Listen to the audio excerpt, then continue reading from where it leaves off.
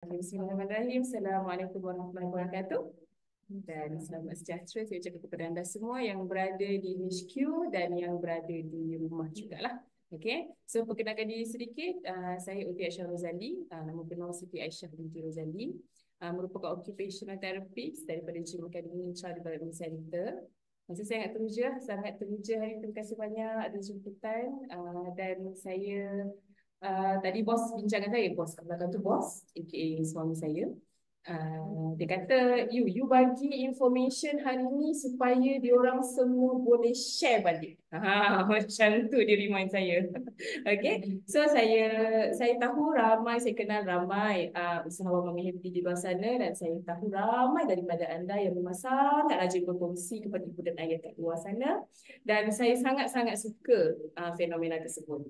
Okey, cuma macam yang kita bincang, kita dengar sharing daripada Puan Zuraida tadi kan, so, setiap perkongsian tu perlu dengan penuh berhati-hati lah, terutamanya bila kita bercerita tentang perkembangan anak-anak, terutamanya bila kita sentuh anak-anak yang ada kelewatan dalam perkembangan.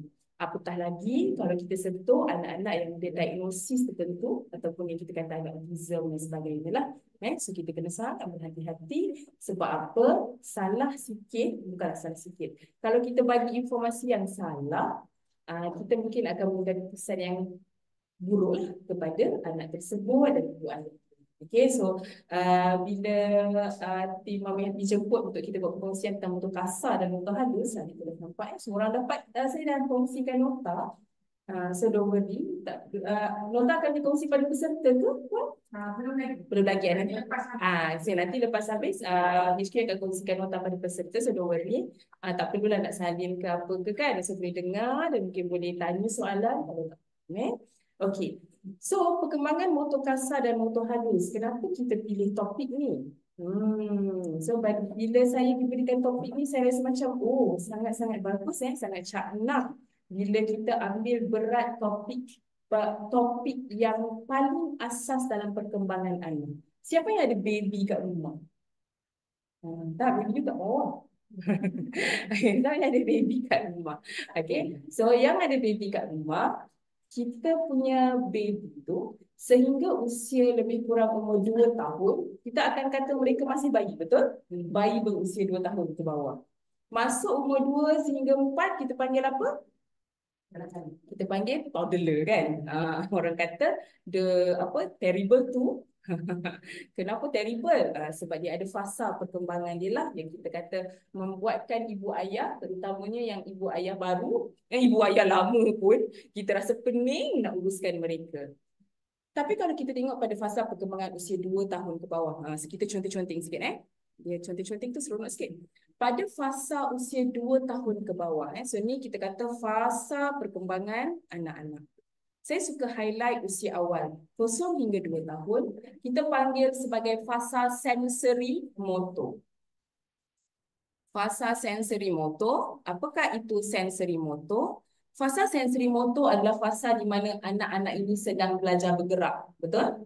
Dia keluar daripada rahim kita, dia dilahirkanlah. So bayi akan mula belajar untuk menyusu, bayi akan mula belajar untuk lepas tu dia belajar kenal mak dia belajar sambil menyusu, sambil jari dia, tangan dia pegang sana sini, dia belajar meniarap, dia belajar bangun, dia belajar merangkak, dia belajar duduk, dia belajar jalan dan sebagainya, betul? Okay, so ini kita panggil fasa sensory motor. So fasa sensory motor adalah fasa yang sangat penting sebab semasa fasa ini, kalau anak itu berkembang dengan baik, apa akan jadi pada anak tu? Apa jadi bila anak kita masuk umur 2 tahun? Dia belajar cakap, dia belajar jalan, dia belajar panjat, dia belajar lari, dia belajar berguling, dia belajar berguling, dia belajar merengek, meronta dan sebagainya. Macam-macam dia belajar nak masuk umur 2 tahun, betul? Kerana berlakunya fasa sensori motor yang sihat dan baik, maka anak tersebut dia boleh berkembang dengan sihat dan baik seiring dengan keperluan setiap usia dia. Ini penting seiring dengan keperluan setiap usia perkembangan dia. Masa fasa 0 sampai 2 tahun, apa keperluan baby? Makan, tidur, nak main lagi, buang air, pergi toilet, cuci pampers, kan? So, fasa 0 hingga 2 tahun adalah fasa bayi belajar survival. Dan pada ketika ini ada satu benda penting kita panggil mobility. Mobility ni apa? Mobility ni pergerakan. Bayi belajar bergerak. So, secara logiknya, kalau masa fasa bayi dah belajar bergerak, merangkak dan sebagainya, kenapa occupational therapy suka suggest kita, oh nanti anak-anak tadika suruh dia orang merangkak. Kenapa? Siapa tahu? Siapa yang dekat online tahu tak? Kenapa occupational therapist antara aktiviti yang dia akan suruh kita buat dekat kanak-kanak yang usia prasekolah, yang ada masalah menulis, ada masalah membaca, kan? Kenapa mereka akan suruh merangkak? Kuatkan core muscles untuk tadi pun sebut otot. Lagi? Yang dekat rumah? Fokus. Macam mana merangkak boleh meningkatkan fokus? Wow, amazing. Okay, saya suka point tu. Simpan dulu point tu. Okay, kenapa kita suruh anak merangkak? Dah cukup tak apa merangkak sendiri. Okay, kita akan tengok macam mana kesan perkembangan sensori motor pada perkembangan anak. So, throughout perkongsian dengan saya sebentar lagi ni, kita akan terus cerita macam mana pentingnya perkembangan sensori motor dan impak dia kepada perkembangan secara keseluruhan anak-anak. Okay, so ingat 0 hingga 2 tahun anak belajar mobility dan anak belajar komunikasi. Tadi Puan Zuraida dah kongsikan ada 3 benda yang speech therapist tengok. Ini antara benda yang kami ada seorang speech therapist kat office tu kan. Banyaklah benda kita orang tanya, ni apa benda, ni apa benda, ni apa benda kan. Jenuh dah di-explain kan. But bila bekerja dalam team, kita pun nak kena tahu jugalah kan. So, komunikasi adalah keadaan di mana kanak-kanak itu hendak berinteraksi dengan orang. Belum masuk bercakap dia lagi, belum masuk bahasa dia lagi. So, communication is very important. So, sebab tu, kalau datang anak yang datang, parents kata, anak saya ni speech delay lah, tak keluar satu perkataan lagi. Umur 2 tahun, 3 tahun. Recently, kita memang dapat banyak anak-anak umur bawah 2 tahun yang datang. Maksudnya apa? Datang sebab tak bercakap lagi. Maksudnya apa? Sorry? Tak cukup stimulasi lagi? Kesedaran lagi? Takutlah dua kat sini Ash, kena tanya je. Okey, kenapa anak-anak ni parents mula datang pada usia awal kerana parents baru ada kesedaran yang mereka tak cukup stimulasi anak. Thanks to the people, terima kasih kepada anda semua yang rajin berkongsi tentang maklumat, anak yang especially macam Baba Syauqi kan, banyak orang belajar pasal anak ada kelewatan dan sebagainya, masalah sensori. So, ramai parents yang rasa macam, kita kena belajar benda tu, betul? So, you do your sharing, berikan awareness dan lebih ramai parents yang tahu. Saya datang ramai yang datang sebab TikTok. Saya belajar daripada TikTok lah. Saya tak ingat lah saya ada baca, dengar daripada somebody pasal anak saya ni dah lewat dah ni. 2 tahun patutnya dah bercakap. So, benda-benda tu adalah benda yang sangat penting untuk parents sekarang. Kita dapat ramai parents-parents baru, anak baru setahun 10, setahun 4, tak bercakap lagi datang. Dan bila kita kata fasa 0 hingga 2 tahun adalah fasa sensori motor, selain daripada komunikasi, kami akan tengok sensori mereka. Kami akan tengok macam mana mereka bergerak, mobility mereka. Ramai anak umur 2 tahun, 3 tahun pun yang datang belum ada kemahiran motor kasar yang baik. Belum ada kemahiran motor halus yang sesuai dengan usia mereka. Contoh, pernah tengok anak-anak kecil kan, umur 2 tahun nak main. Biasanya diorang akan main macam mana? Tentang soalan lagi ya? Biasanya mereka akan main macam mana? Main kat sini. Wah, woo, dia pun baling. Nak buka, dah buka dia minum sikit. Nak buka, dah buka dia minum sikit. Kalau ada apple atas meja tu, apple tu ada kecil, tapi semua apple dah kena makan, betul? Okay, that's how they learn. Mereka experience, mereka explore banyak sangat. pada usia kecil, 3 tahun ke bawah, even 4 tahun pun, kanak-kanak memang suka explore. Tapi bila anak tu datang, jumpa terapis, masuk dekat gym, biasanya kalau occupational therapist punya bilik terapi ni memang macam gymnasium lah. Dia kata, mak pergi mana tadi? Oh, tadi saya pergi gym. Oh, wow. Bawa anak punya. Okay. So, datang masuk dekat gym, kita akan tengok macam mana anak tu explore. Dia masuk, ada trampolin 3 ketul kat sana. Ada tempat panjat-panjat, ada bola besar-besar, ada balance beam. Anak tu pergi dan explore bermain ataupun tidak. Anak dilahirkan sebagai makhluk yang sangat curious, betul? Bersifat ingin tahu yang tinggi. Tapi kalau tak ada sifat tu, kita nampak dia pusing je dekat dalam pusat terapi, dekat dalam gym tu, dekat dalam room tu, dia pusing je. So, kita akan be very concerned. Ayah dia akan kata, oh anak saya lasak. Kenapa ayah? Sebenarnya ayah kata, anak saya lasak ni, tak perlunya nak lompat-lompat ni semua, tak payah. Okay? So, anak saya lasak. Boleh panjat kat rumah, tingkap-tingkap semua yang panjat. Tangga tu memang kena dibedung. Kalau tak habis dia panjat naik ke atas. Tapi, ada satu poin penting yang biasanya kita tak nampak. Anak itu, mobility dia bergerak secara kurang berkoordinasi. Koordinasi itu apa? Pergerakan secara terkawal dan berstruktur yang membenarkan anak tersebut untuk explore secara lebih spesifik. Contoh, dia boleh lompat. Teacher suruh lompat. Biasanya kami ada tank-tank tau. So, dia kena lompat ke depan. So, umur 1.5 tahun, umur 1.5 tahun, anak biasanya kadang dia belum pandai lompat ke depan.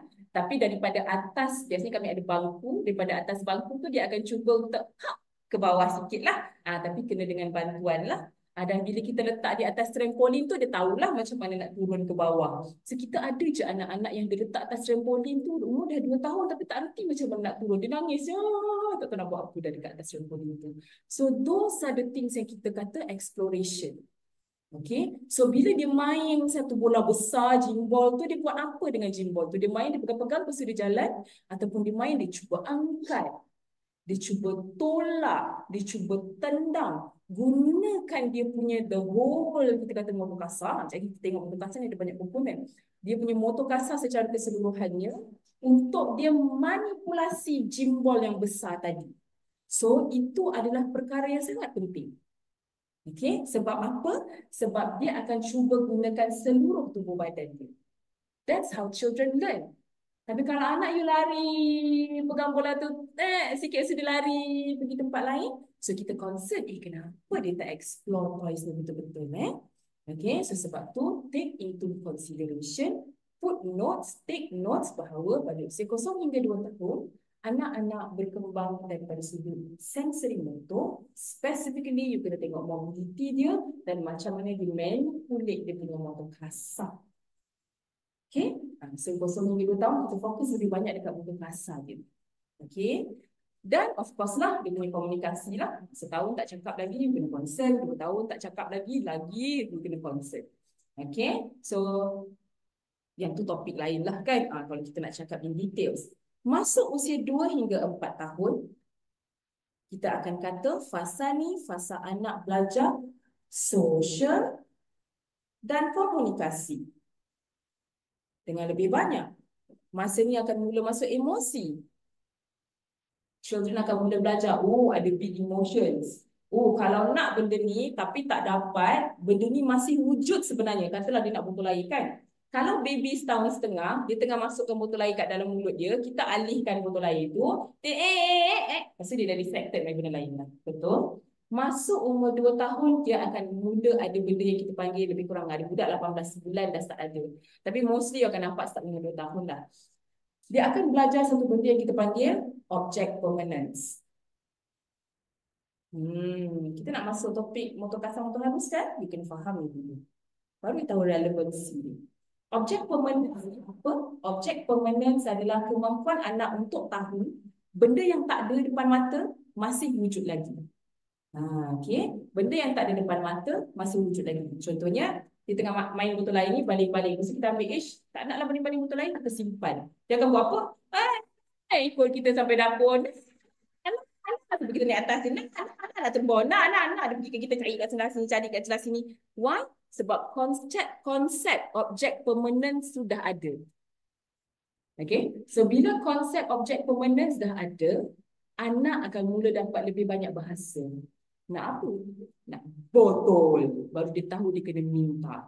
Nak apa? Nak macam mana kalau nak botol? Dia kena panjat kita, cari dekat celah baju kita, cari ayah sorok kat belakang, pusing-pusing dekat belakang ayah cari dan sebagainya. Those are object permanent. So masa tu lah you akan kata, ya Allah, perangai dia sekarang. Kan apa yang kita kata tak boleh, yang itulah yang dia nak juga. Jangan letak atas tu. Atas mana? Ni. Tangan dia kan. Kita rasa macam macam sengaja je. Why? Sebab masa ni cause and effect ataupun kita kata konsep sebab dan akibat yang biasanya mula develop lebih kurang pada umur 5 bulan ke 6 bulan dah semakin strong. Anak tahu kalau tak ada kat sini dia mesti ada somewhere ni. Lepas tu dia nampak pula asal dia semua itu bapak dia, asal semua itu bapak dia. Dia mesti akan pergi cari dan nangis kat telinga bapak dia. So everybody akan rasa sedikit stres lah dengan anak bila mereka masuk usia ni. But bear in mind, tingkah laku tersebut adalah sangat penting untuk anak belajar expand lagi, kembangkan lagi mobility dia tadi, pergerakan motor kasar, motor halus dia, dan expand dia punya komunikasi. Dan dia akan mula belajar bahawa emosi dia meninggalkan kesan. Masa ni penting untuk you ambil pendekatan no means no. Kalau tak, masuk sampai umur tadika, ya Allah, you akan ada anak yang macam menjerit dia kalau nak minta something.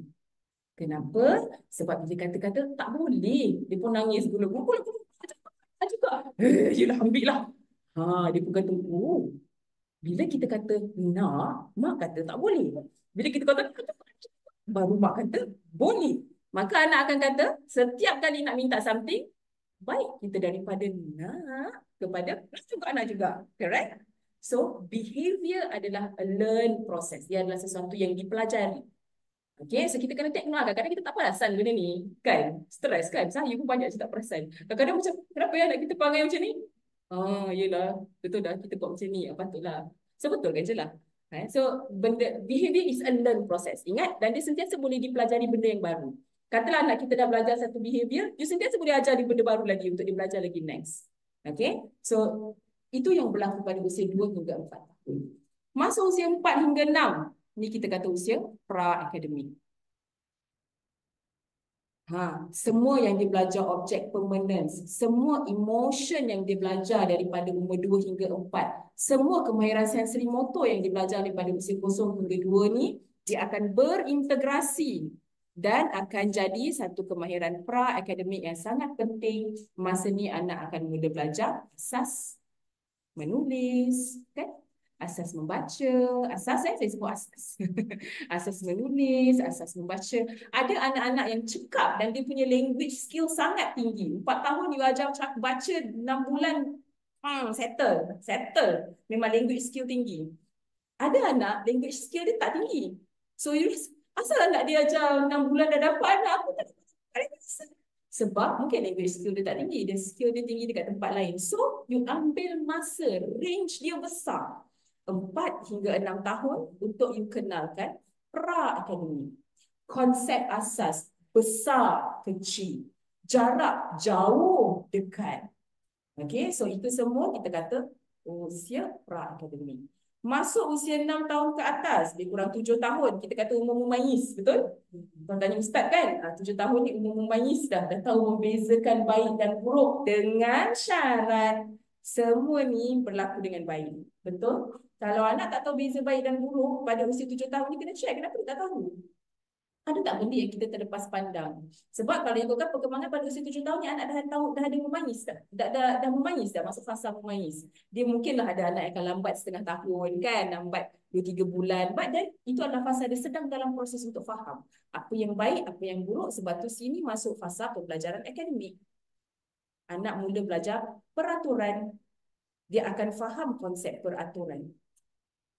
Faham konsep peraturan. kat sekolah macam ni, balik rumah boleh macam ni, dekat sini macam ni, dekat situ macam ni. So konsep peraturan tu adalah apa yang anak akan belajar. So apa perkaitan dan kepentingan dia kepada kita punya motor kasar dan motor halus?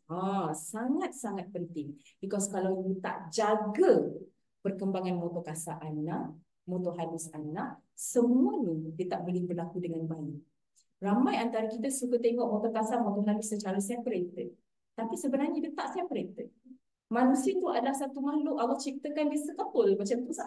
Macam tu. The whole thing adalah yang membina manusia. So you kena tengok semua konsep. Dan first thing yang paling penting, kena tengok anak sebagai kanak-kanak. Kadang-kadang kita rasa cakap, tak faham-faham dekat budak 5 tahun. Memang dia tak faham. Dia dalam proses untuk faham. Kena faham yang semua ini adalah proses. Kita pun kadang-kadang tak faham-faham kan. Hari tu kita orang tunggu parking tau kat Petronas. On the way datang sini. Saya semalam ada kelas sebenarnya. On the way datang sini kat Petronas. Kita orang pun berilah tunggu parking tu kan. Orang tu nak reverse. Dia ambil masa. Kita pun sabar kan. Yelah kita pun belajar bersabar. Kami ni nak masuk 40 pun belajar bersabar. Okay, so kita tengah reverse. Reverse. Kita pun macam dah ready dah. Semua dah ready nak masuk. Parking OKU. Patah balik. Penat kita tunggu parking OKU pula. Orang dewasa pun kadang-kadang tak faham, betul? Begitulah. Okay, so bila kita masuk konsep motor, kenapa kita sebut motor kasar, motor halus? Motor tu apa? Motor, bila dengar perkataan motor, merujuk kepada otot, sendi dan tulang. Oh, ada soalan lah dekat kawan-kawan kita dekat online. Mungkin saya jawab dulu soalan ni sebelum kita masuk motor. Poros Maria tanya, Puan Oki, kalau anak 2 tahun tak boleh cakap lagi terus kena rujuk ke pakar ke? Ya, betul. Saya lupa terus Poros Maria. Betul, kena rujuk ke pakar, betul. Anak yang ada delay je terus rujuk. Janganlah lambat, jangan tanggung-tanggung. Kita ada je ramai parents yang bila you lagi lambat, lagi banyak yang you nak kejar. Nampak kat sini? Okay. Lagi lambat bawa anak jumpa pakar, lagi lambat you nak kejar. Boleh je, contoh anak kita umur setahun sebulan, kita pun risau, tak pandai cakap sepatah lagi. Mungkin ada macam standard lah, setahun sebulan ada yang tak pandai cakap lagi. Memang pun ada setahun sebulan yang tak pandai cakap lagi. Kita akan ada range usia sehingga setahun 3, sehingga setahun 4. Kita tengok kalau belum ada gesture lagi, belum ada bye-bye, hi, semua flying kiss tu semua belum boleh lagi, dan baru betul-betul concern. But ada parents yang sangat concern. Ramai je parents yang concern datang jumpa kami, jumpa terapis kan. Saya takutlah, saya risau perkembangan anak saya, nak check okey ke tak. So bila bawa kita check, okey je puan, anak puan okey, tak ada masalah, pastikan puan teruskan rangsa perkembangan dia kat sini. So at least sudah tahu anak tu tak ada masalah. Daripada you wonder, kenapa yang dia tak cakap lagi pada usia setahun? Kenapa yang tak cakap lagi usia 2 tahun? Kenapa yang tak cakap lagi usia 3 tahun? Tiba-tiba dah nak masuk sekolah. So you kena, it's okay kalau terus bawa anak jumpa pakar, jangan risau. Kalau anak tu tak ada masalah, dia tak tahan. Dia kata tak apa, dia tak ada masalah. Dia punya load klien, patient yang menunggu tu banyak. So kalau memang tak perlu jumpa pakar, jumpa terapis, saya kata tak perlu. Ni je puan, buat benda ni, baca lebih kat sini, baca yang ni. Kadang-kadang disiapkan tu puan punya buku teks ni kan, supaya faham kan. So it's okay, don't worry. Kalau you rasa anak you ada kelewatan, bawa je jumpa pakar terus. 2 tahun tak pandai cakap lagi, memang kena bawa. Okay. Baby 6 bulan boleh sebut mama, normal sangat tu. Okay, baby 6 bulan memang dia belum pandai cakap lagi. Mama tu kita kata bantol. Okay, so that's very good. Okay, so jom kita patah balik kepada motor. So bila kita sebut motor, apa yang kita bayangkan? Vroom, takkan. Takkan. Okay, so bila kita sebut motor merujuk kepada otot, sendi dan tulang. Dia ada, kita panggil neuromusculoskeletal. Skeletal. Neuro, saraf. Musculo, muscle. Skeletal, tulang. So dia ada saraf kat sini. So muscle bila nak bergerak, dia perlukan interaksi dengan otak. Betul? Semalam kami baru bincang dalam kelas pasal neuroplasticity. Nantilah kalau sempat kan saya sentuh. Okay. So motor dia ada kaitan dengan otot sendi tulang dan of course you punya saraf. Sebab tu pernah dengar cerebral palsy? Pernah dengar? Cerebral palsy adalah kecacatan pada bahagian otak anak. Dia menyebabkan dia ada kerosakan dekat bahagian otak, bahagian cerebral, menyebabkan kawalan otot tidak dapat berlaku dengan baik. Dan ramai je anak-anak yang ada cerebral palsy juga, dia orang ada level lah. Kognitif ni maksudnya cara berfikir, kawalan otot dia. So bila ada kerosakan pada bahagian saraf, otak, tangan kaki tak rosak, tangan kaki okey. Tapi brain ada masalah, maka anak tersebut tak boleh bergerak dengan normal. So dia mesti ada kaitan dengan saraf, jadi kita sebut pasal motor atau pergerakan.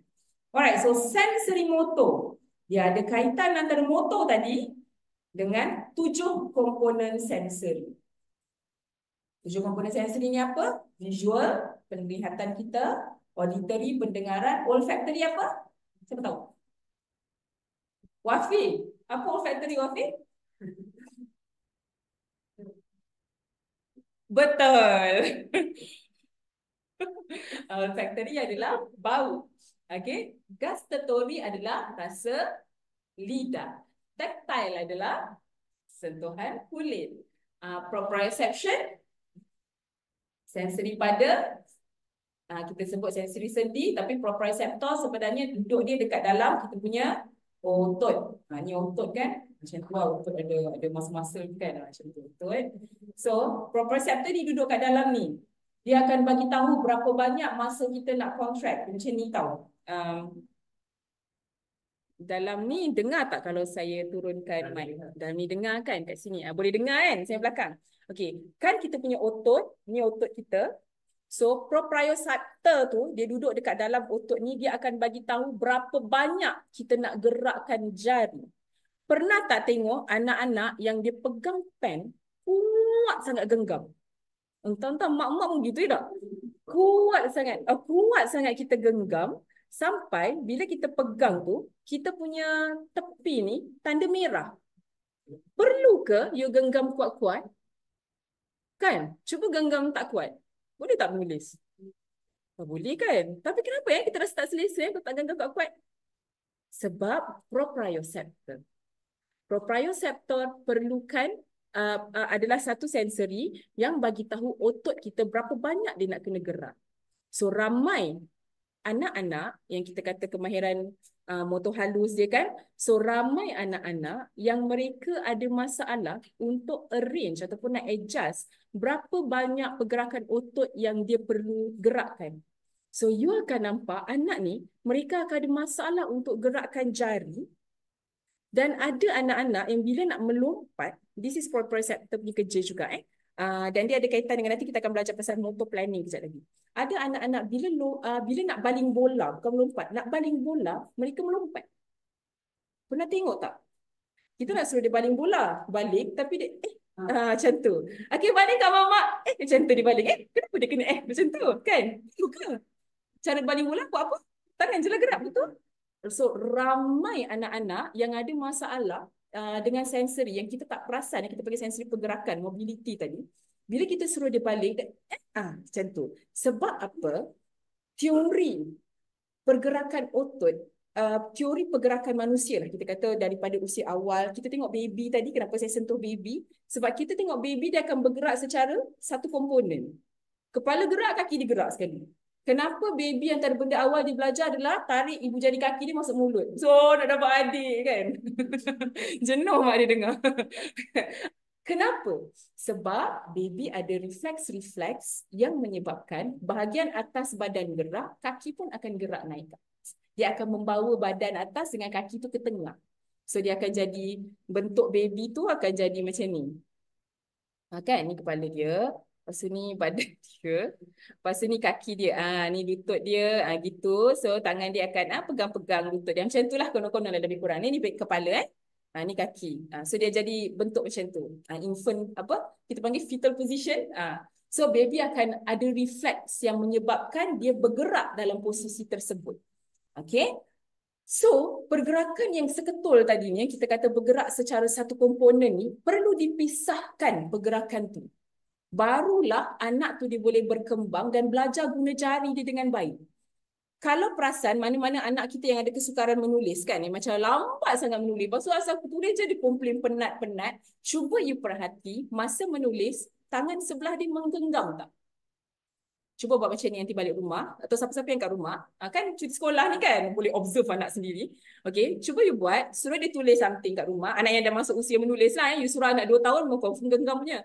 Okay, so anak yang dah masuk 4 tahun, 5 tahun, 6 tahun, you cuba try suruh dia tulis. Bila dia tulis, adakah tangan sebelah dia, kita suruh, okay, letak tangan abang atas meja. Okay, jom cuba tulis ayat ni. Ataupun bagi yang kena fikir sikit. Kalau katalah dia tengah masuk fasa mengeja kan, dia nak kena tulis na. Suka kata na. Okey, cuba tulis na. Macam nak buat macam mana nak buat na. Jom kita tulis na. So dia kena fikir. Nanti you akan nampak tangan dia tiba-tiba macam tu. Tu tanda dia masih ada reflex. Kita kata ada integrated movement dan ada pergerakan yang tidak berpisah. So, bila ada pergerakan yang tidak berpisah, dia menyebabkan anak itu bergerak dengan menggunakan tenaga yang lebih besar. So, bila tenaga itu lebih besar, anak akan lebih cepat penat. Bila anak lebih cepat penat, apa akan jadi? Mama dah tak larat lah. Tapi dah penat. So sebab tu penting untuk you tengok motor kasar dan motor halus. Kalau rasa tak reti nak observe, cari je mana-mana OT dekat-dekat, minta dia tolong observekan. Okay, so sebab tu bila kita nak tengok perkembangan anak, you kena tengok sensory juga dulu. Okey tak proprioception dia? Dia pandai tak kalau kita suruh baling bola? Antara benda simple yang kita boleh tengok adalah bila kita suruh anak kita baling bola masuk basket. Tak ada basketball kat rumah, jangan risau. Ambil je satu kotak bekas kotak Shopee ke apa tu kan, yang sampai tu, letak atas meja daripada belakang. Tak ada bola kat rumah, tak apa. Gumpal je stokin tu, 3-4 stokin yang dah tak sepasang tu kan. Gumpal, buat jadikan satu bola. Suruh anak berdiri kat sini, lebih kurang jarak satu meja ni, berdiri kat sini, suruh anak baling masuk dalam kotak tu. Dia boleh adjust tak berapa kekuatan otot yang dia nak gunakan untuk baling dan masuk. Itu juga kerja proprioception. Faham kerja sensory proprioception tu? Dia akan kawal berapa banyak otot nak bergerak. Okey, sensory vestibular. So kita ada vestibular kat sini. Okay, vestibular adalah kita kata balance. Okay, balance iaitu macam mana anak tu nak kawal pergerakan dia, relationship antara badan dia dengan persekitaran dia. Kalau proprioception ni kita lebih kata relationship antara badan tengah dia dengan dia punya limbs, dengan dia punya sendi-sendi. Okay, so vestibular adalah relationship badan dia dengan dia punya persekitaran. So, contoh, saya tengah duduk dekat atas kursi, betul? Kan, kursi kan ni. Okay. Saya tengah duduk dekat atas kursi, kenapa saya boleh duduk tapi saya tak jatuh? Sebab kita ada vestibular. Dia control kita punya balance. Pernah tak kita nak sandar? Kursi macam ni selalunya yang buat perangai. Kita nak sandar, tiba-tiba kita macam sebab kita rasa dia nak ke belakang sangat. Pernah? Kan? Sebab kita macam tak sangka pula diriku dia terpatah ke belakang kan? Okay. So, itu kerja vestibular. Dia akan beri badan kita kekuatan, koordinat otot-otot. Dia kerjasama dengan proprioception. Dia koordinat otot-otot untuk duduk dan tahan posisi. Anak, ada siapa kat sini ada anak umur 5 tahun? Cuba komen, ada anak umur 5-6 tahun? Ada? Umur 5 tahun. Okay. So, kalau ada anak umur 5 tahun, you akan perasan, dia nak start belajar tulis. Nanti lama-lama kan, tengah tulis, tiba-tiba, kepala dia dah atas meja dah. Asal suruh tulis je, nanti dia akan ke belakangkan kerusi dia. Macam tu dia baring kan. So biasanya kalau kami OT yang tengok lah, budak-budak masa menulis ni sandar lah, mesti tongkat dagu lah. Kita akan kata anak tersebut ada low muscle tone. Dia mungkin ada tone otot yang agak rendah, dan dia mungkin ada masalah dengan vestibular, dia mungkin ada masalah dengan proprioception, dan dia mungkin ada masalah dengan reflex. Kita kata reflex ni dia panjang lagi cerita dia. So don't worry about that. Fokus dekat dia punya sensory dan motor. So, anak-anak bila dia nak menulis, pernah tak ada anak darjah 1 yang tak sempat salin kat papan hitam? Ada? Semua anak laju salin Anak saya soalan tak sempat aja masa darjah 1. Ni darjah 1 ni barulah dia sekarang ni macam dah lepas dalam ujung-ujung ni baru dia settle nak menyalin kat papan hitam tu. Ada lain anak lain anak OT pun lambat juga benda ni kadang-kadang. Sebab kita tak nak paksa kan, tapi kita bagi je dah rangsangannya kan. Okay. So, apa yang berlaku semasa anak menyalin dekat papan hitam, kita ada sebut satu benda nama dia oculovestibular. Okey, masa anda menyalin, pernah tak, katalah disalin somewhere kat sini kan? Okay, cuba salin kat depan ni. Kita buat eksperimen. Jadi kalau tak buat eksperimen, tak nampak benda ni. Cuba salin Uh,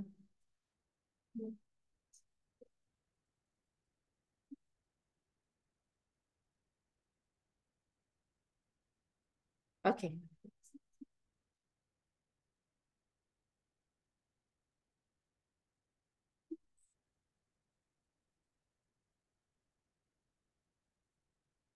Dah.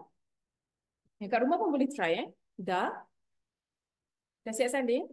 Lama pula Dah siap Dah siap Okay. Apa maksud perkataan ni? Tak ada maksud pun. Okay. Alright. So, semasa kita menyalin, perasan tak kepala kita tunduk dan angkat? Itu kita panggil oculovestibular pengekerja. Okulo adalah mata melihat dan kita punya kepala, vestibular ni duduk dia dekat dalam telinga kan? Kita punya balance kan dalam telinga kan? Okay, so dia akan oculovestibular kerja dia adalah integrasi antara mata dengan apa yang kita tengok kat depan. So masa anak menyalin, dia tengok dekat depan, dia tunduk kepala dekat bawah, kadang-kadang dia naik atas, dia tak jumpa dah kat mana dia salin tadi. Kan? Sebab apa? Sebab vestibular ni balance dia dah turun ke bawah, kepala dia dah tengah proses. Oh, okay, balance, naik atas. Oh, okay, balance. Mana nak salin tadi? So, brain dia punya kerja banyak dekat nak kawal dia punya pergerakan kepala dan nak adjust balik mata dia daripada bergerak macam gitu tadi kat mana point yang dia nak cari. Instead of nak fokus kepada apa perkataan dia aku tengah salin ni. So, nampak? Transisi usia antara 6 ke 8. Ada anak sampai 9. Normally saya jumpa sampai 8 lah. So antara umur 6 sampai 8 tu adalah transisi anak untuk belajar oculovestibular yang lebih kuat. So masa ni memang you akan nampak dia salin terbalik-terbalik lagi. Normal. Normal sangat you akan nampak benda tu. Unless kalau terlalu obvious sampai macam ni. Contoh nak tulis baju jadi jabu. Bila kita suruh dia baca, dia kata baju. Contoh dia nak tulis mata. Mata. Okay. So, semua ni adalah indicator of kita kata sequence anak. So, ini benda yang kita kena tengok berapa lama dia nak ambil masa untuk hilang dan kalau dia betul-betul tak perasan dia salah, then you kena bawa dia jumpa pakar. Okay. So, kita nak tengok dululah kenapa brain dia proses benda tu terbalik-terbalik, tak ada sequence. Okay? Okay. So, ini adalah sensory. So, sensory is very important untuk kita tengok. So, jom kita tengok a few examples. So, ni, dia baru cerita pasal sensory motor kan? Kan? So, jom kita masuk sensory motor tadi. Ini adalah pyramid of learning. You boleh baca benda ni. Dia ada banyak term-term kat bawah ni yang saya rasa term dia agak kompleks juga. Saya pun tak berapa suka guna term ni sebab dia agak kompleks untuk saya explain pada parents saya juga. So ini adalah blok yang lebih mudah. Kita panggil blok perkembangan pembelajaran. Yang ni yang biasa saya guna, kita mudahkan sikit. Okay. So atas ni adalah aktiviti bermakna. So kita abaikan semua-semua yang atas-atas ni. Kita fokus dekat motor kasar dengan motor halus. So nampak kat situ, bawah ni ada sensory. So sensory kena kemas. Rangsangan sensory tu kena banyak you bagi. Lagi bawah bukan kata yang bawah tu kena siap dulu baru you boleh buat atas. Jangan bagi masa. Bawah tu rangsangan kena paling banyak. Motor kasar tu kena banyak.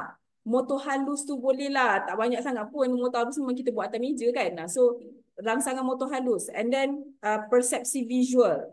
Bahasa, organisasi dan kemahiran organisasi anak ataupun kita panggil executive function as a whole. Okay, so persepsi visual bahasa ni peringkat atas. Kita akan fokus kepada motor kasar dan motor halus. So, jom kita tengok satu-satu. Saya explain sikit teori perkembangan fizikal. So, kita tak payah explain in detail. Saya nak anda tahu bahawa perkembangan bermula ataupun teori perkembangan fizikal ada 4 pattern. Ni pattern perkembangan. Yang pertama cephalocaudal. Daripada kepala, cephalo ni kepala, caudal ni ekor. Kau ekor, manusia ada ekor tau. Misteri kan manusia ada ekor. Tulang kita yang last sekali tu kita panggil caudal. So dia, sebab dia macam tulang ekor lah. Itu anatomi lah. Cephalocaudal pattern. Dia berkembang daripada kepala ke bawah. Sebab tu kita tengok baby macam mana yang tulang mana, otot mana yang paling kuat dulu. Atau menyusu dulu, mulut dia kan. So lepas tu dia punya leher. Lepas tu baru dia boleh angkat dada. Lepas tu boleh dia angkat tangan. Lepas tu dia angkat punggung. Lepas tu dia angkat kaki. Kita suruh dia merangkak ke depan, dia merangkak ke belakang dan sebagainya kan. Okay. So itu cephalocaudal pattern. Proximal distal pattern. Berkembang dari tengah ke luar. Maksudnya daripada motor kasar dulu. Boleh ke baby umur 4 bulan kutip barang kecil-kecil? Masa baby 4 bulan menerak, you tak payah risau, tak dengar nak kutip-kutip pun. Dia tak reti lagi. Dia masuk umur 6 bulan, 7 bulan, jadi dia dah start. Gitu kan. Masuk umur bawah 6 bulan, dia baru belajar meringik, guling-guling kan. Masuk umur 6 bulan, 7 bulan, dia dah start nampak benda kecil-kecil. Jadi dia dah start gitu. Masuk umur 6 bulan, 7 bulan tu dia akan start ambil. Masuk mulut. So that is proximal distal pattern. Motor kasar berkembang dulu, baru pergi ke motor halus. Orthogenetic pattern daripada simple ke kompleks. Macam mana baby tak gerti lah. Macam mana budak kecil lukis orang? Ni mama. Macam tu je, dia tak ada pada badan.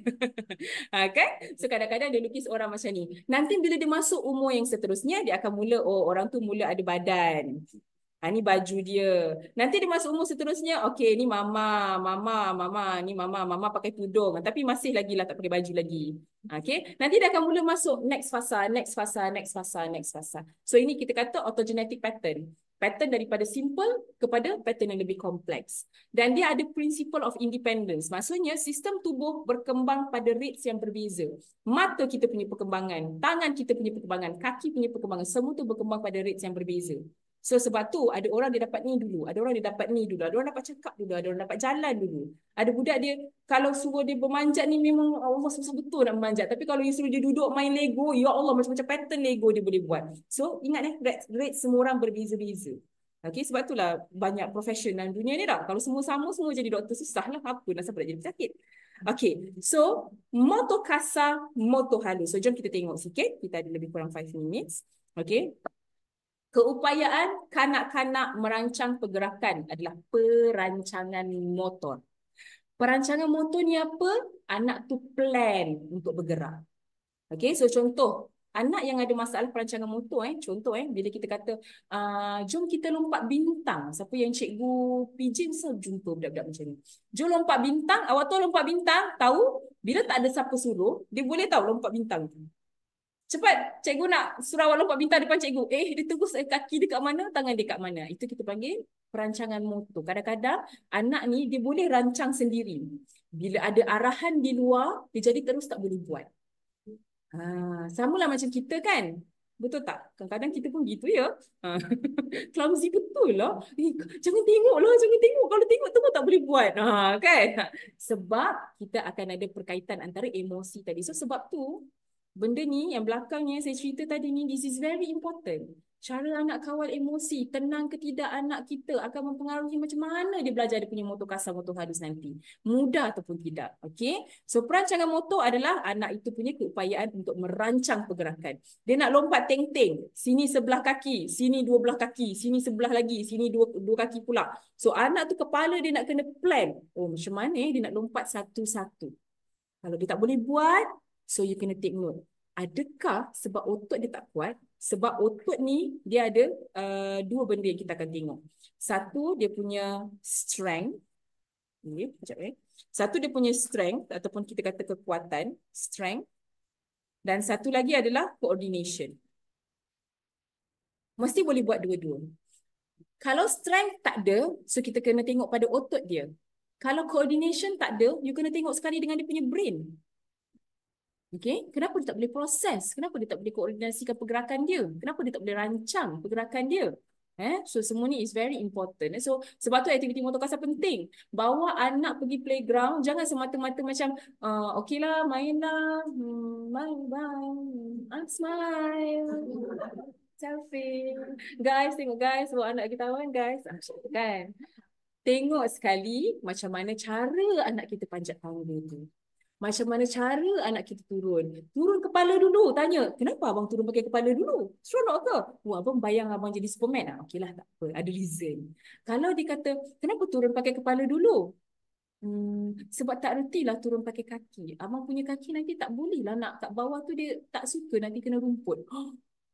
Itu kita kena concern dia punya reason tu. Okay, so apa cara anak kita main tu, cuba find out. Kenapa dia main cara macam tu? Kan, tapi kalau dia tak reti naik, budak kalau 3-4 tahun dia memang tak reti nak explain lagi. Cuba kita observe.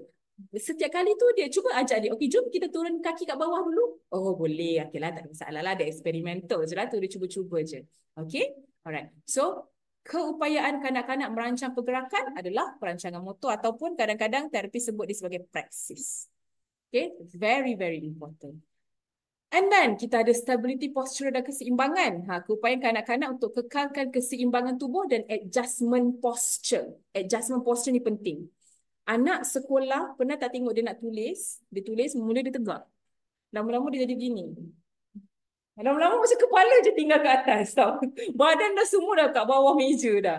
Kadang-kadang tak macam tu. Kadang-kadang dia macam gini, kerusi dia makin lama makin ke belakang, ke belakang, ke belakang. Tinggal ke tangan je yang dekat atas meja. Ni semua dah bongkok macam tu. Kenapa dia tak boleh kawal dan maintain dia punya stability posture?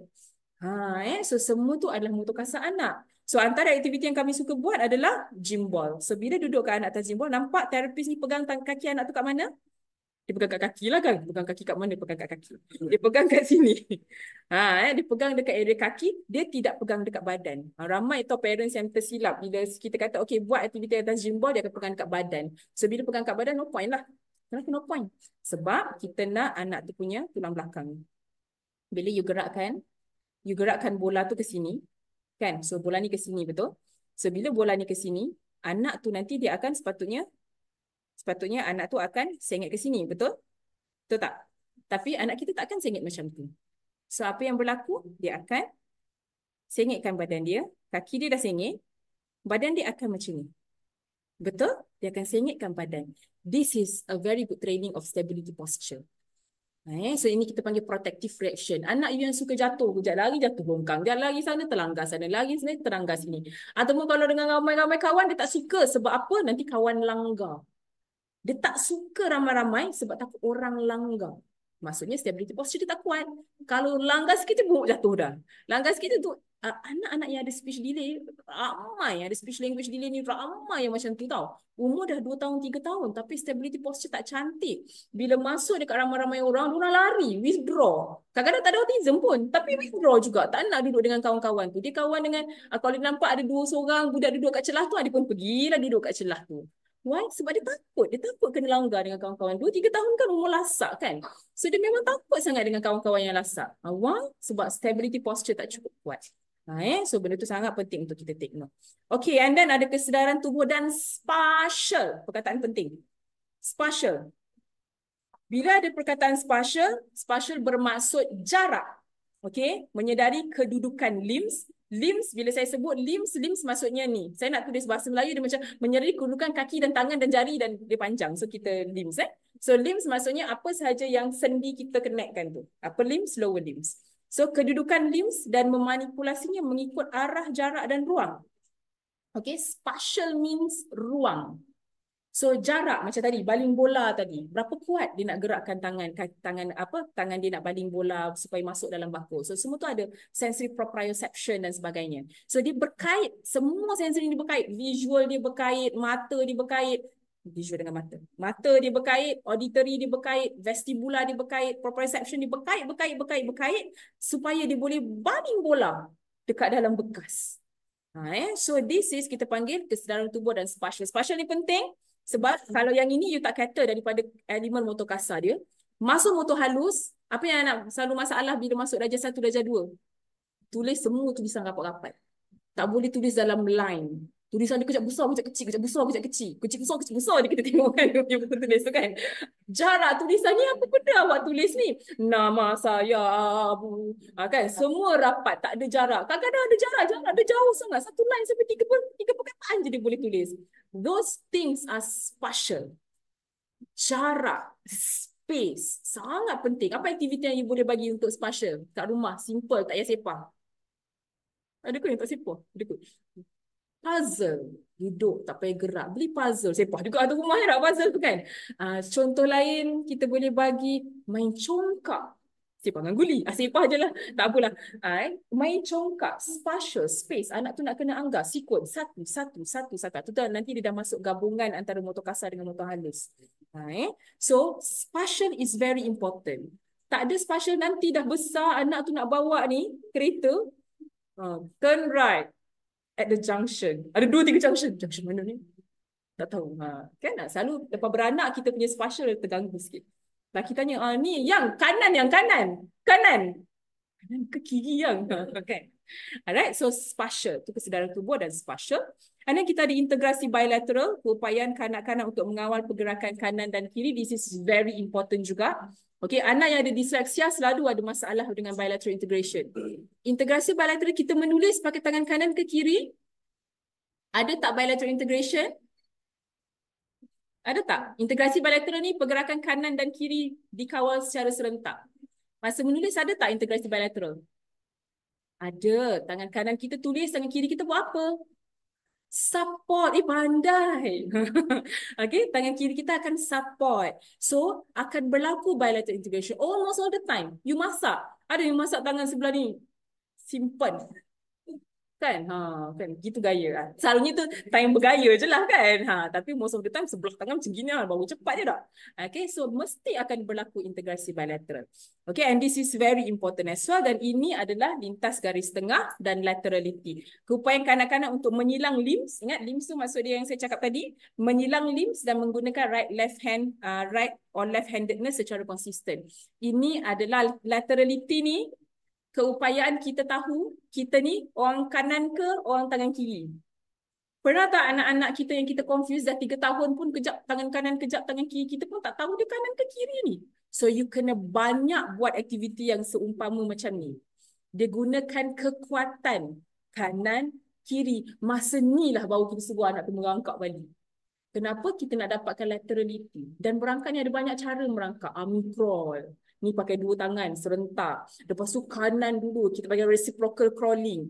Kanan, kiri. Lain dia punya kesan pada anak tu. Kanan, kiri, kaki jangan gerak. Seret badan. Lain kesan dia. Kanan, kiri, kaki pun gerak sama. Reciprocal. Lain. Gerak tangan kanan, kaki kanan serentak ke depan. Lain rangsangan dia. Semua tu lain rangsangan. So, crawling ni bila kita kata kenapa OT suruh budak dah besar merangkak? Sebab merangkak tu ada banyak jenis merangkak. Okay, sebab kita nak tengok keupayaan laterality dia tadi. Okay, so apa aktiviti yang paling mudah untuk laterality? Buat basikal. So buat basikal, cuma basikal ni dia tak ada atas tu. Tu je masalah dengan basikal. Dia akan gerakkan kaki je. Kiri kanan, dia boleh bawa anak main skate, swimming. Swimming yang paling mudah. Memang akan ada laterality secara keseluruhan tubuh badan. Okay. Alright, so kita masuk sikit motor halus. Saya ambil masa sikit lagi. Motor halus ada 3 komponen dekat dalam ni. Yang pertama adalah keupayaan kanak-kanak untuk mengkoordinasikan pergerakan otot mata dan pergerakan otot tangan. Kita panggil integrasi visual motor. Bila you dengar je perkataan integrasi visual motor, maksudnya ada eye-hand coordination. Koordinasi mata dengan tangan. Ramai anak-anak yang attention dia rendah, kita suruh dia masukkan barang dalam bekas ni antara aktiviti OT lah. Masukkan barang dalam bekas. Kadang-kadang masuk, dia tak jumpa pun bekas tu kat mana. Dia rasa dia masukkan, dia tak nak tengok pun. Koordinasi mata tangan ataupun integrasi visual motor adalah kemahiran motor halus yang sangat penting. You tak ada integrasi visual motor, anak akan susah nak kawal pensil, anak akan susah nak butang baju. Ikat tali kasut, budak sekarang dah tak ada ikat tali kasut. Tu yang saya rasa lost sangat. Sebenarnya penting tau, bagus tak ikat tali kasut ni. Walaupun kita kadang-kadang annoyed juga kan. Kadang-kadang tertanggal-tanggal tali kasut dia. Tapi sebenarnya bagus sangat ikat tali kasut tu. Butang baju, pakai tie. Tie sekarang semua dah Kan? Dulu zaman saya sekolah pang itu kena ikat kot. Kan? So uh, semua tu kita panggil sebagai integrasi visual motor. Mata kita tengok mana tangan kita gerak. Sama juga bila kita pakai brush, kita dah pandai pakai brush, so kita dah tak perlu tengok. Tapi kalau kita hari raya, tudung baru, brush baru, kita mesti nak pergi dekat depan cermin. Betul? Kan? Sebab benda baru. Kita nak tengok apa kesan dia. That is integrasi visual motor. Dan itu adalah kemahiran sangat penting untuk anak-anak. Anak yang tak ada integrasi visual motor yang baik, you akan tengok fokus attention dia rendah. Okay? Kerana kita ada kawalan penglihatan motor ocular adalah kemampuan pergerakan mata anak dan untuk fokus dan kekalkan fokus pada aktiviti yang kita bagi. Okay. Tengok tak challenge ada macam trend baru dekat saya nampak kat Reels kot. Pasal cuba buat mata kita konon-konon tengah follow orang. Dia ada satu sampai kat saya dulu ke. Dia punya Reels, dia punya trend tu adalah dia ada satu lagu tau. So and then orang tu kena buat gerakan mata dia konon-konon dia tengah tengok orang tengah lalu. So lepas tu dia akan buat macam orang tu gerak press. Sebab mata you akan gini. Betul? Okay, cuba duduk berdua. Pusing-pusing berdua. Saya nak tunjuk example. Dia kalau tak tunjuk example tak nampak. Tu belakang tu pun boleh. Cuba berdua. Sekejap sikit saya rasa sikit lagi Berdua. Okay. Yang kat rumah pun boleh. Okay, berdua. Okay, sekarang seorang jadi observer. Seorang jadi orang yang kena eksperimen. Okay. So, tak kisahlah seorang A, seorang B. Orang A observe mata orang B. Orang B dengan sini. Cuba buat pergerakan mata daripada kanan ke kiri. Jangan guna jari dan sebagainya. Daripada kanan ke kiri. Seperti anda sedang melihat kepada kucing yang sangat comel. Segera gerakkan mata kita kanan ke kiri. Okay, now cuba buat. Observe mata. Orang A observe mata. Okey dah? Berjaya? Okey dah? Okey, sekarang cuba letak pen dekat depan. Bawa daripada hujung sana dan suruh dia follow pen tu sampai hujung. You jangan gerak macam ni tau, you gerak smooth je Okey, go. Gerak smooth je. Suruh dia follow pencil tu. Make sure mata tu gerak Okey. Apa beza pergerakan mata tadi? Pertama dia macam gini kan. Yang kedua smooth je. Pergerakan mata yang pertama tu adalah pergerakan mata you semasa membaca. Kita panggil saccadic eye movement. Okey. Dan pergerakan mata yang kedua kita panggil visual tracking. Dua-dua tu penting. Okey, dua-dua tu sangat penting untuk berlaku. Sebab apa? Sebab kalau pergerakan mata tu tak cantik, kita kata kawalan penglihatan, oculomotor tu tak kemas, maka anak you akan susah nak buat aktiviti yang guna mata secara automatik, secara mencepatkan aktiviti tu jadi automatik. Contohnya membaca. Betul. Betul. Bila suku kata tu ada berbeza warna, dia akan memudahkan mata anak untuk fokus kat mana. Kadang-kadang kalau dia sama warna je, anak yang ada jenis ada vision dia susah nak fokus, dia akan rasa semua benda tu tempat untuk fokus. So, dia tak tahu mana nak fokus. So, sama juga contoh, kenapa masa kita belajar zaman sekolah dulu, kita suka highlight muka surat. Tapi jangan buat macam saya highlight satu paragraf. Tanda sudah dibaca. Okay. So, bila kita highlight, kenapa kita highlight? Supaya bila kita rujuk, kita tahu kat mana kita nak tahu cari perkataan pertama tu. So, konsep warna tu berubah ikut suku kata yang anak kita tengah belajar baca tu baguslah. Sebab konsep tu akan memudahkan anak kita tahu, oh ni suku kata yang pertama, ni suku kata yang kedua. So, dia tahu ini tak sama. So, bila anak tu nak belajar ada suku kata yang ada 3 gabungan, kan? So, dia tahulah, oh ni ada gabung 3 pula.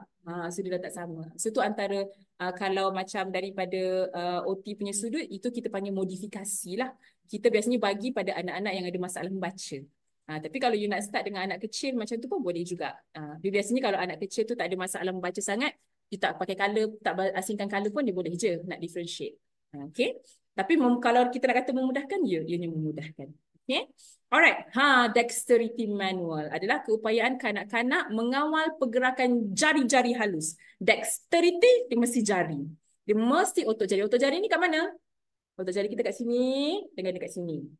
Okay, so kalau ada orang dia tercedera kat sini, mungkin jari dia agak impacted lah.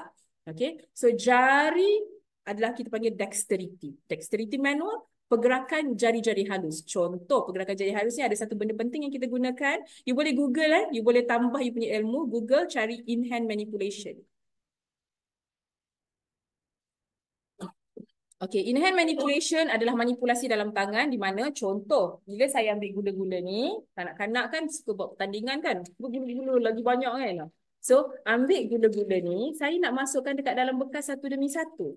So, bila kita nak transfer, in-hand manipulation dia ada beberapa point dalam in-hand manipulation. Nombor satu, daripada tapak tangan ke jari. Pergerakan ni, tapak tangan ke jari. So kalau kita main congkak tadi, kan kita kena kaup 7 guli tu, lepas tu kita kena masukkan satu-satu. So congkak adalah antara aktiviti yang sangat bagus. Sebab tu orang dulu pandai yang ketupat. Sebab dia orang main congkak. Okay, so dia boleh. Sebab tu tulisan orang dulu-dulu kerawang-kerawang kan? Kan? Cantik weh tulisan dia orang. Sebab mereka punya dexterity manual sangat-sangat bagus. Okay, so dia boleh transfer ni daripada tapak tangan ke hujung jari. Dan kita ada dari hujung jari ke tapak tangan. Kutip daun apa? Kita main batu seremban. Ada semua in-hand manipulation ada dalam tu. Okay, apa mak kita dulu-dulu kutip buah ceri kan, dikutip masuk dekat dalam baju kan. Mak saya tak lah, nenek-nenek saya dulu kot. Mak kita pun dah zaman moden kan. So daripada hujung jari ke tapak tangan. Ini daripada tip to palm kita kata and then kita ada satu lagi movement kita kata daripada finger to finger yang selalu kita buat masa kita nak exam tu macam ni kan tu finger to finger so daripada finger sini ke finger sini. So movement ni adalah sangat penting untuk kawalan pensel dan koordinasinya. Okay, alright, so clear. So sangat penting motor kasar dan motor halus, betul? Alright, so saya harap anda semua dah jelas motor kasar dan motor halus. Any questions boleh je tanya later bila kita dekat Facebook ke. Tanyalah macam mana cara pun. Nanti saya cubalah reply ke kan. Okay, so sampai situ sahaja perkongsian insyaAllah. So